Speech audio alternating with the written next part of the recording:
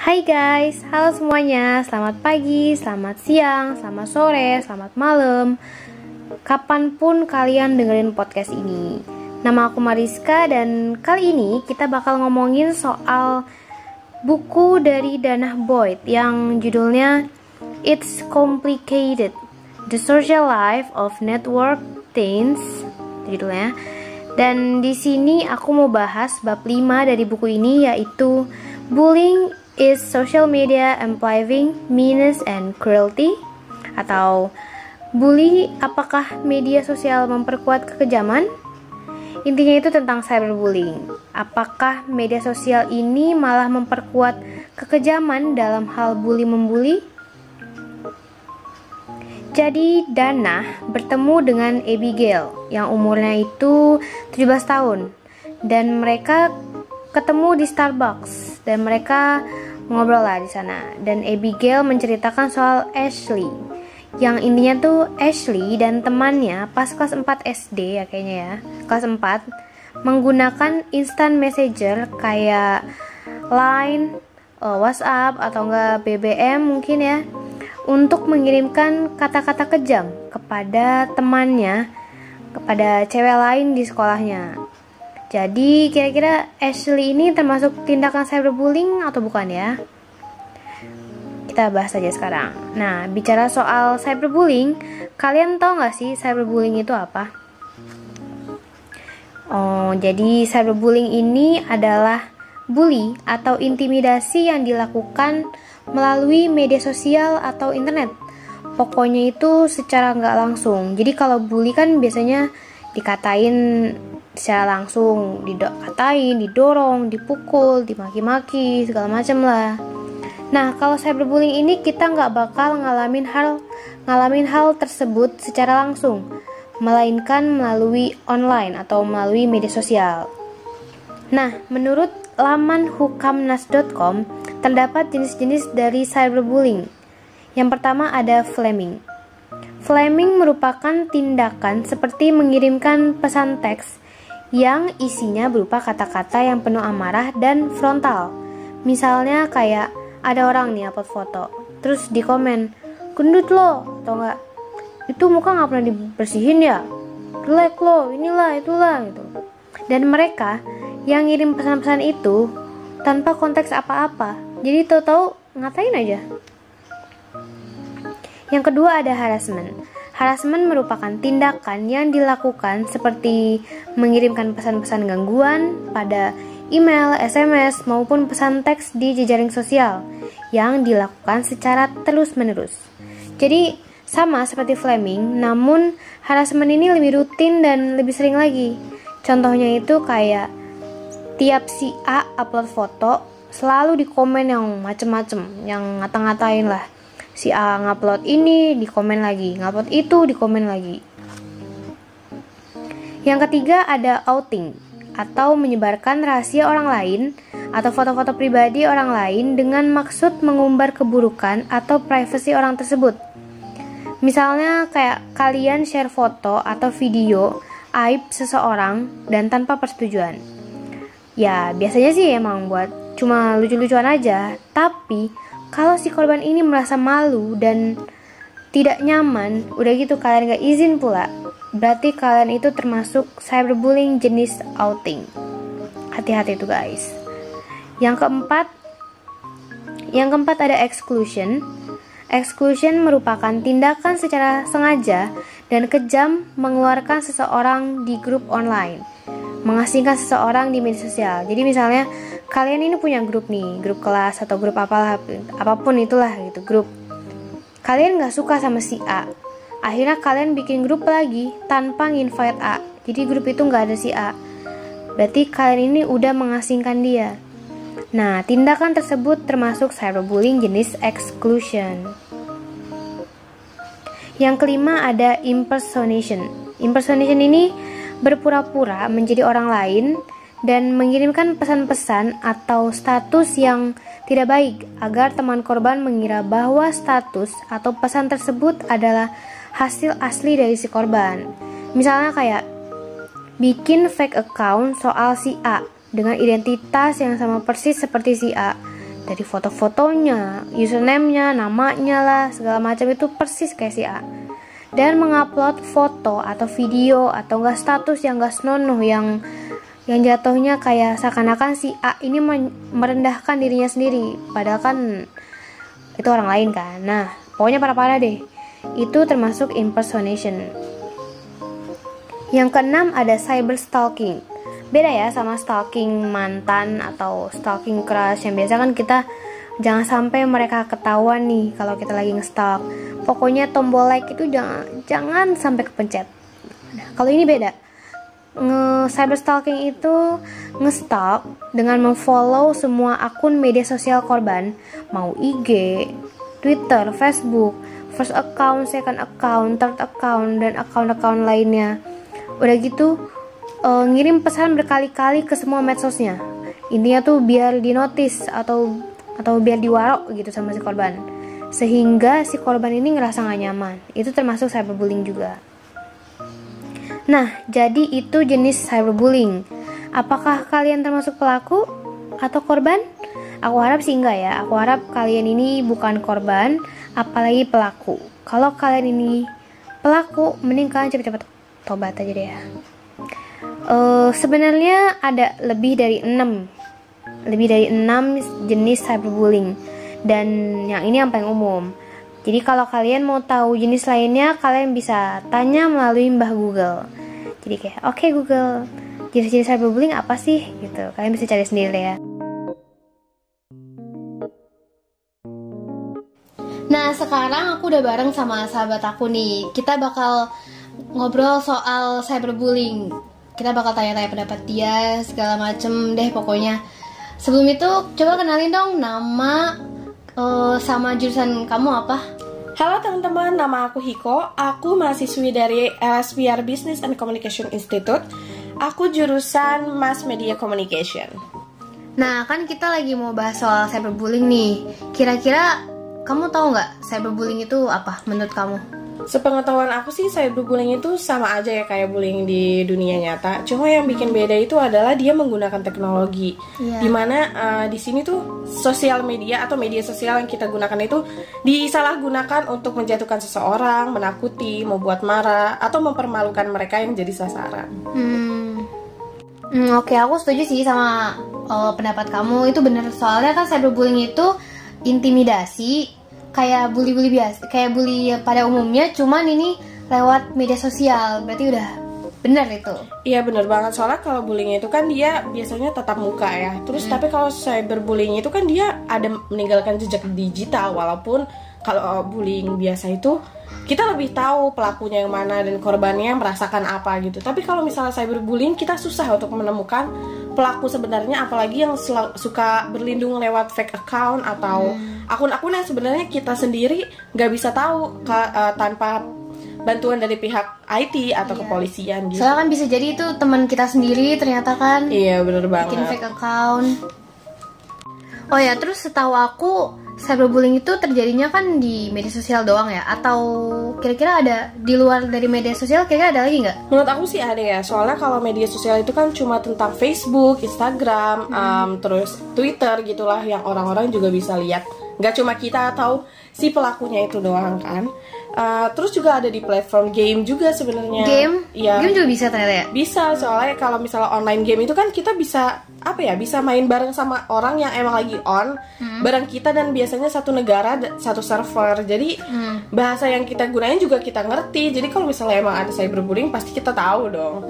Emang kayak gimana tuh? Biasanya tuh cyberbullying yang ada di game itu biasa semacam kayak apa tuh? Dia sih lewat platform dari chatnya juga ya. Soalnya di game online terutama itu ada platform chatnya. Nah terus di situ tuh suka kayak ngatain, ih dasar lo bocah, atau dasar lo nggak bisa main aja, nggak usah main, udah bantu orang tua lo aja. Menurut aku tuh kayak gitu tuh tetap masuk cyberbullying, karena bullying itu bukan cuma tentang body shaming atau rasis, tapi tentang orang-orang yang menilai perilaku kita harus apa gitu.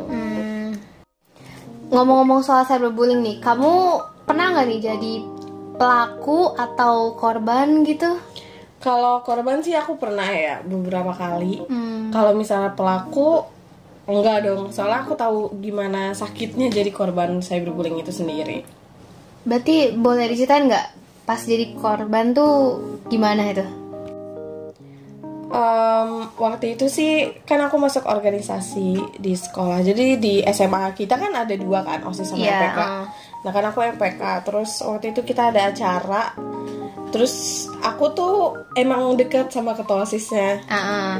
Dan waktu itu sempat aku sama satu orang yang ngebully aku ini, kita satu divisi, apa sih namanya, panitia acara kalau nggak salah ya. Acara. Itu kan ribet banget gitu ya. Terus kita juga harus bagi-bagi kerjaan gitu kan, nggak cuma satu orang doang. Nah di situ karena dia lagi ribet, terus juga posisinya pas hari kita rapat itu si ketua OSIS ini manggil orang dari panitia acara, tapi dia nggak manggil namanya. Jadi cuma kayak panitia acara 1 dong. Nah terus posisinya itu ketua OSISnya juga ngelihat ke arah aku kan. Jadi aku pikir mungkin aku yang dipanggil. Jadi aku datengin dia.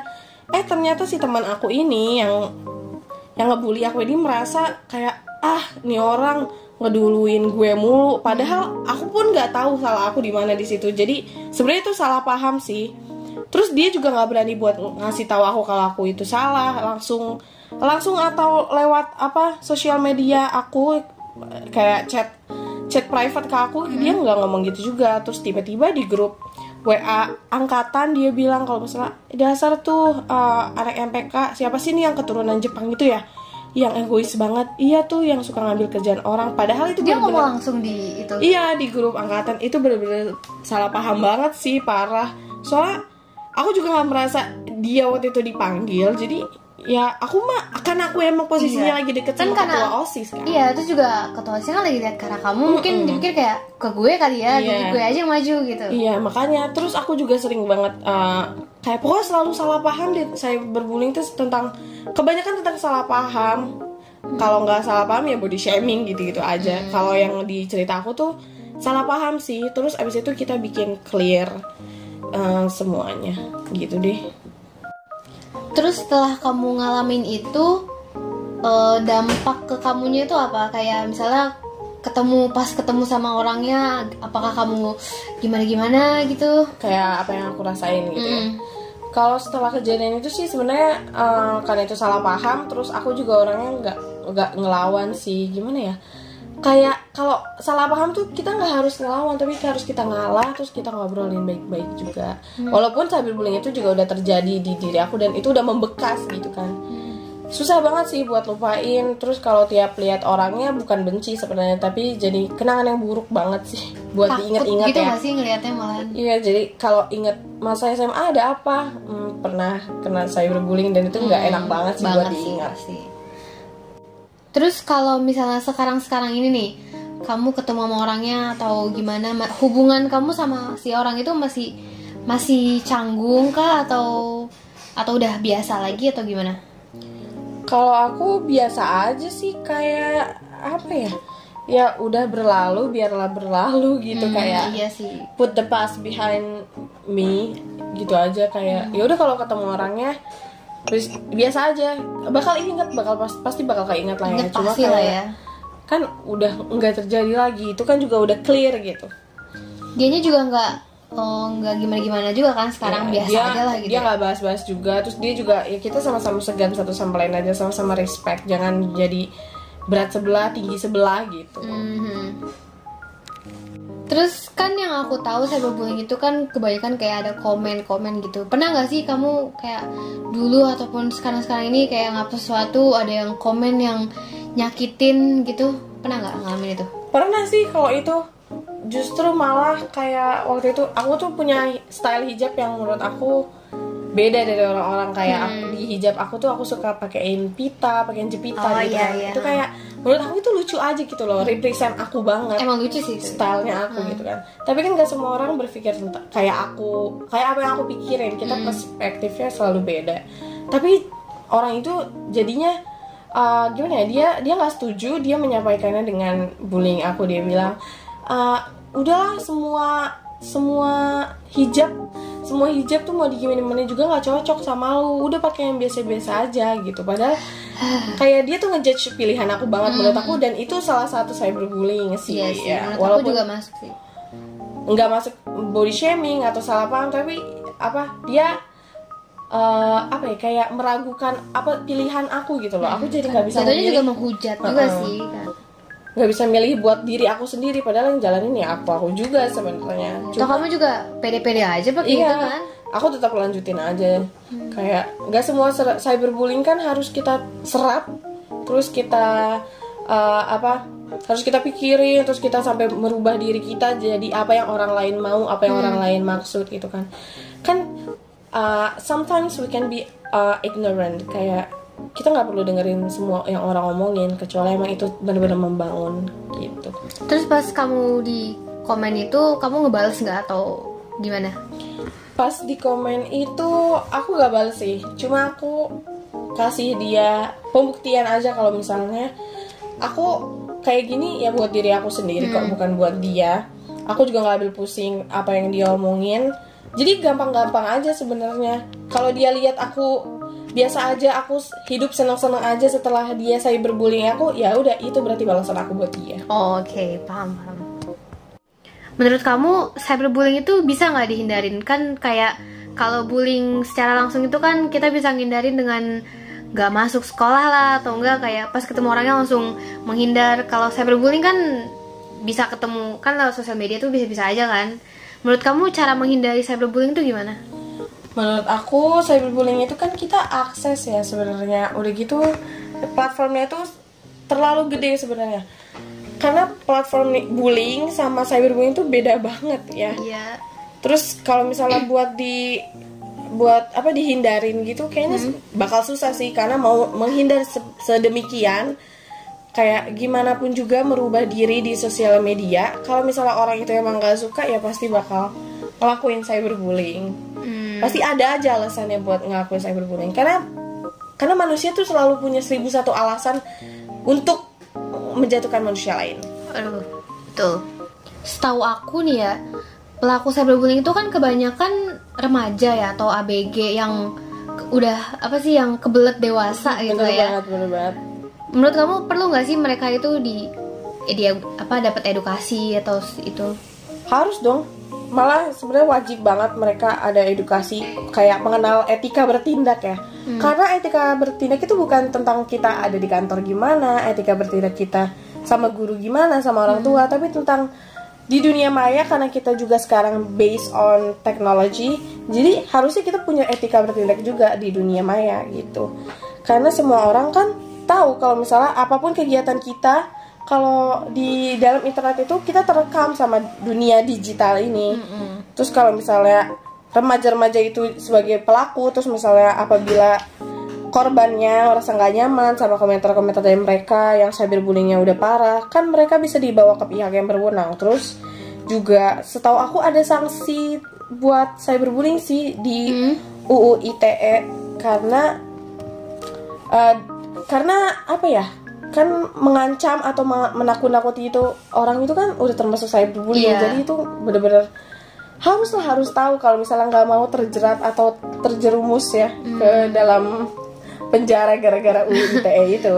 Tapi biasanya edukasinya tuh berupa apa sih enaknya? Kayak kan remaja itu kan banyak yang susah dibilang gitu loh, apalagi kalau seumur kita ngeedukasi yang remaja tadi kira apaan sih gitu, kayak pasti ada aja nggak terima gitu loh. Bener banget. Kalau biasanya sih mungkin orang base-nya seminar gitu ya, tapi kalau menurut aku justru edukasi itu harus dari orang-orang terdekatnya mereka, harus dari sahabat-sahabatnya mereka, bukan edukasi dari orang yang lebih tua dari mereka. Karena pasti nggak semua remaja kebelet dewasa dong, pasti ada yang emang udah pikirannya dewasa walaupun umurnya masih segitu aja, udah lumayan mateng gitu. Harusnya justru yang terdekat sama mereka itu yang ngasih tahu mereka, bukan yang ngejauhin mereka atau malah menjauhkan gitu. Guru juga bisa nggak sih maksudnya? Soalnya kan kalau soalnya sahabat-sahabat mereka berarti kan circle mereka tuh, kalau circle-nya ternyata sama aja kan juga susah jadinya. Iya sih, bener banget. Makanya itu kalau misalnya kalau guru ya pasti harus bisa dong, mau nggak mau kan pasti guru harus bisa, apalagi keluarganya orang tua ya harus diawasin nggak sih? Iya. Sebenarnya awasin dikit-dikit lah gitu. Makanya itu sebenarnya dunia maya atau sosial media yang kita pakai itu benar-benar bahaya banget tanpa pengawasan orang tua, apalagi buat anak-anak yang umurnya 17 tahun ke atas, belum tahu apa-apa dan udah jadi pelaku cyberbullying tanpa sadar kalau mereka tuh udah jadi pelaku gitu. Bentar, tadi 17 tahun ke atas ya? Bukannya 17 tahun ke bawah ya? 16? Oh iya. Oh iya, ya ampun, saking seriusnya nih, aduh. Sorry. Bahasannya nih susah nih kayaknya kalau cyberbullying. Berat ya kayaknya. Berat kayak apa? Lah. Kayak apa ya? kayak gitu lah. Berat ya, karena sengaja dan gak sengaja kan kita bisa jadi pelaku tanpa kita sadar. Iya. Oh ya, setahu aku banyak korban cyberbullying itu yang depresi, terus bahkan sampai ke bunuh diri gitu loh. Menurut kamu itu ada nggak sih, atau gimana itu menurut kamu?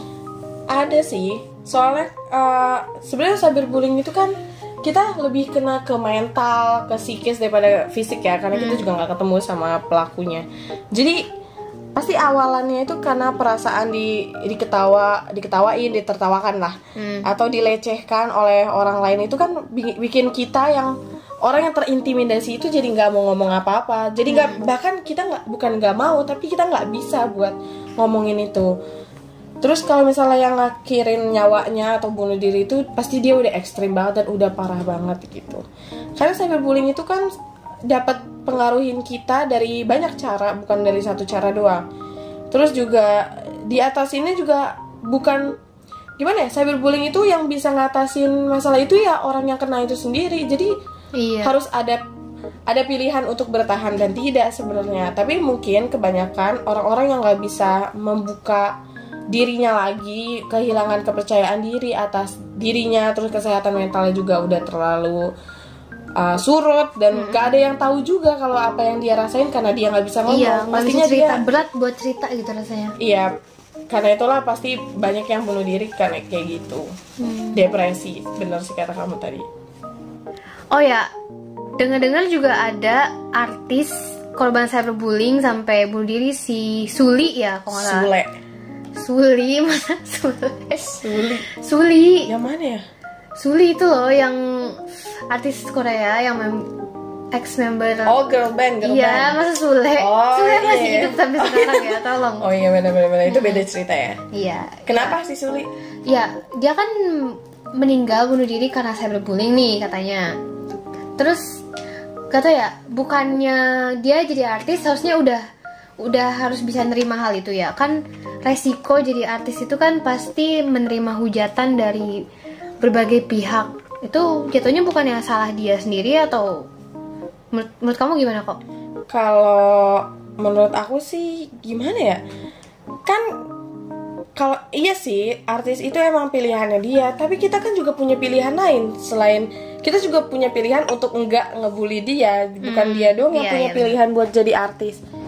Terus juga kan kita nggak ada yang tahu gimana orang-orang itu bisa menghadapi masalah yang mereka tahu, karena bisa-bisa kita itu yang jadi pemicu dia jadi korban, walaupun kita nggak tahu gitu ya. Kayak kita padahal cuma ngomongnya melintas dari mulut keluar gitu aja, kayak ringan aja gitu, tapi dampaknya berat buat orang itu, terutama artis. Apalagi kalau misalnya yang ngatain itu nggak satu, jadi kan yang sebenarnya orang sebenarnya cuma carefree banget, cuma bercanda, tapi karena terlalu banyak yang ngatain jadi kepikiran dong. Terus dia juga nggak ada orang buat ngobrol mungkin ya, karena artis kan apa-apa harus ditutupin, nggak justru masalah-masalahnya mereka itu nggak boleh diumbar. Nah, mungkin karena harus harus nerima banyak beban, nerima banyak beban dan nggak bisa dibagi juga gitu.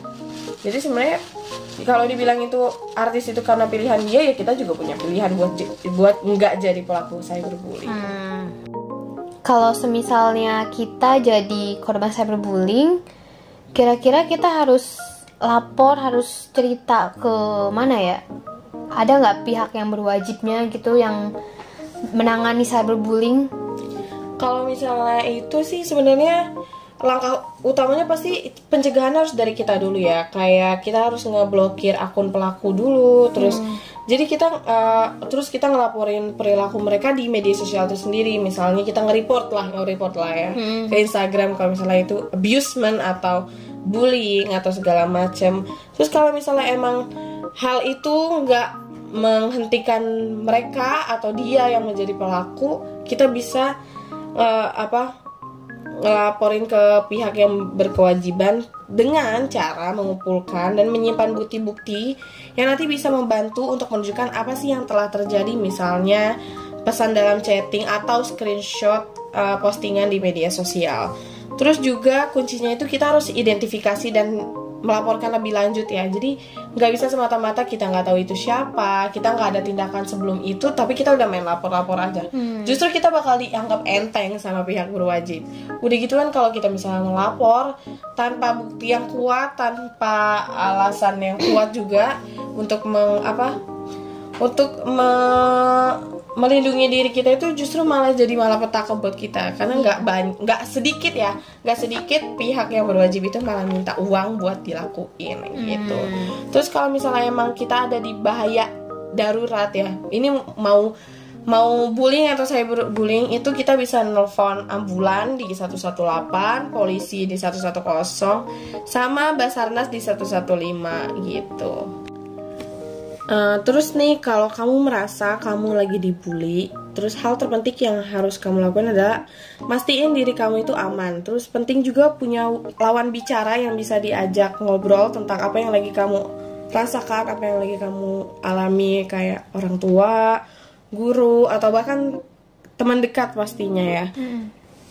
Jadi waktu kita ngalamin cyberbullying itu, kita nggak merasa kita sendiri, kita nggak merasa kita terlalu ngedown, tapi kita tahu kalau misalnya kita punya orang lain. Kita bukan cuma punya diri kita sendiri, kita juga punya orang lain.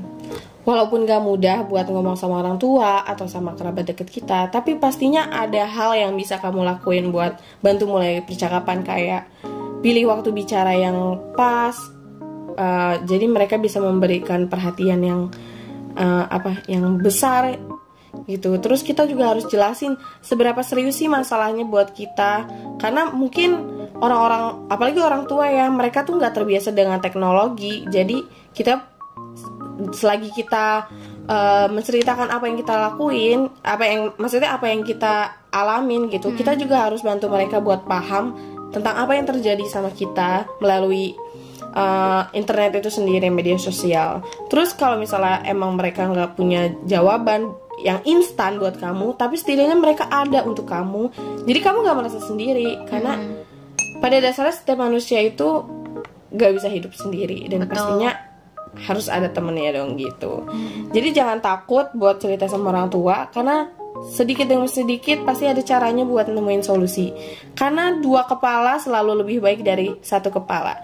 Jadi kalau masih nggak yakin tentang apa yang harus dilakuin, pertimbangkan dulu untuk hubungin orang-orang yang kamu percaya lainnya selain orang tua. Karena seringkali ada lebih banyak orang yang peduli sama kamu dan bersedia membantu kamu daripada yang mungkin sedang kamu pikirkan ini. Gila, nggak aku sangka aku ngomong banyak banget yang ngocehnya di sini. Gak apa-apa, bagus malah. Jadi banyak lah yang kita omongin gitu. Iya, padahal malu sekaligus edukasi juga sih buat aku dan buat nanti yang dengar-dengar juga. Tadi kamu gugup banget juga. Iya ya. Mulai jadi kita flow out sama-sama aja gitu tadi. Ya udah Iko, makasih ya udah ceritain pengalaman kamu soal cyberbullying, terus memberikan opini-opini kamu. Iya, sama-sama. Itu aku nggak keberatan kok. Justru aku malah makasih banget udah diajak buat podcast. Seru banget cyberbullying. Ya, aku juga bingung kalau nggak ada kamu tuh gimana. Ya Allah, masa gitu. Intinya see you later teman-teman. Thank you for having me. Makasih ya udah nggak keberatan buat ceritain pengalaman cyberbullyingnya yang sakit banget gitu, sama sama memberikan opini-opini kamu soal cyberbullying. Iya, sama-sama. Justru aku malah makasih banget karena aku udah diajak podcast tentang cyberbullying ini, karena aku sendiri kan jadi korban ya. Jadi buat cerita-cerita ke yang lain aja untuk nggak melakukan cyberbullying, baik disengaja atau nggak disengaja. See you guys, thank you for having me. Dadah Iko. Dah. Nah, kita udah selesai nih wawancara sama narasumber, yaitu Hiko, sahabat aku.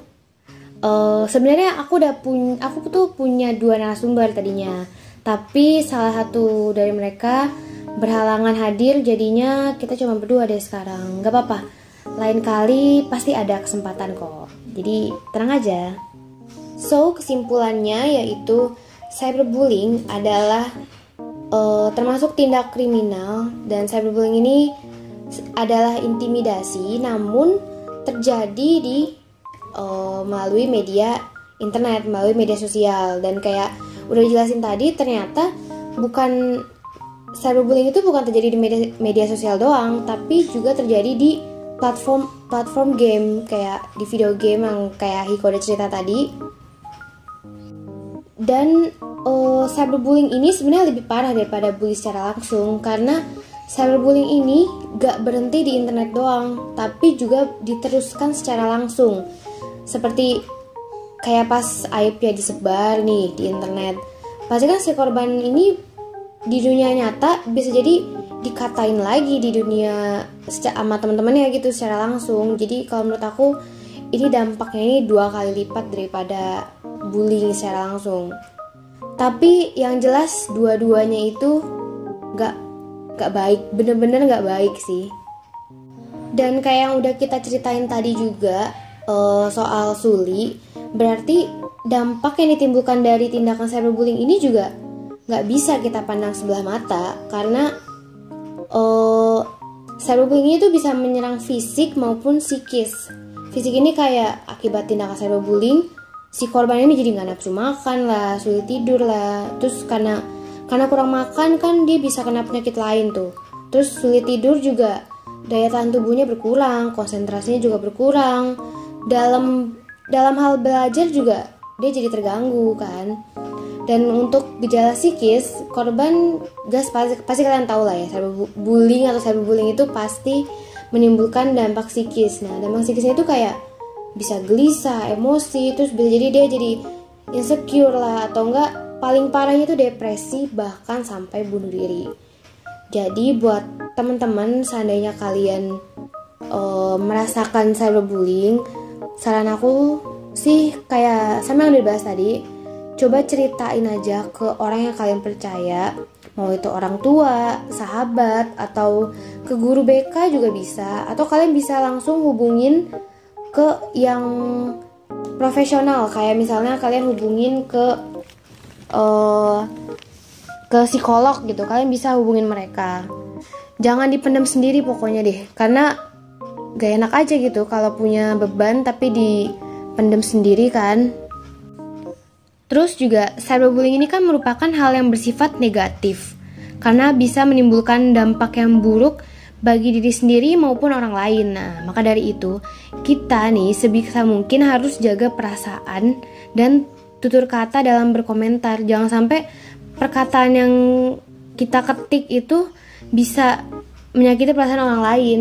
Kita juga harus belajar buat ngendalin emosi dan memaafkan orang lain gitu, biar nggak jadi perilaku tindakan cyberbullying juga. Kan takutnya kita udah jadi korban nih, karena dendam atau apa kita ngelakuin lagi hal itu ke orang lain, berarti kita sama aja dong jadinya.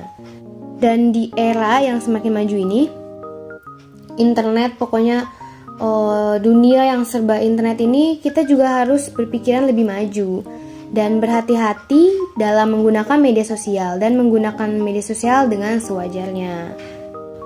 Nah, kan tadi Hiko udah cerita soal pengalaman dia soal cyberbullying, dan aku juga udah jelasin jenis-jenis cyberbullying kan. Kira-kira cyberbullying yang Hiko alamin itu termasuk jenis apa?